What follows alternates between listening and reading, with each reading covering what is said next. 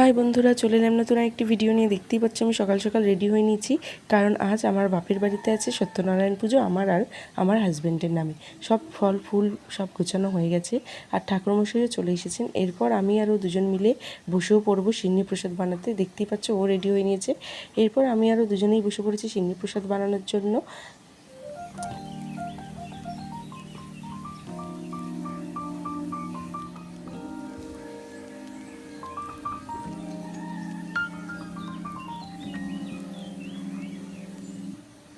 ঠাকুরমশাই এখানে গোপালকে প্রসাদও দিয়ে দিচ্ছে।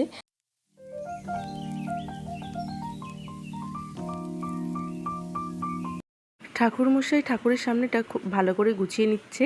আমার আর ওর ওদিকে সিন্নি প্রসাদ প্রায় কমপ্লিট। এরপর ওপর দিয়ে বাতাসা, কাজু, কিশমিশ, নারকেল কুচি দিয়ে খুব সুন্দরভাবে সাজিয়ে দিলাম।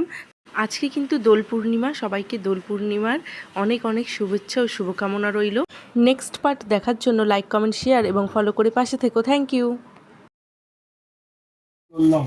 বরেণ্যং বরদং শুভং নারায়ণং নমস্কৃত্যং সর্বকর্মাণি কারয়িত শঙ্খচক্র ধরং বিষ্ণুং দ্বিভুজং হিতবাসনম মম ইতি গন্ধপুষ্পে আধার সত্যই কমলাসনায় আসনের ভিতরে থেকে ইতি গন্ধপুষ্পে দেবাদিদেব মহেশ্বরায় ইতি গন্ধপুষ্পে ভগবৎ শ্রী বিষ্ণবে নারায়ণ।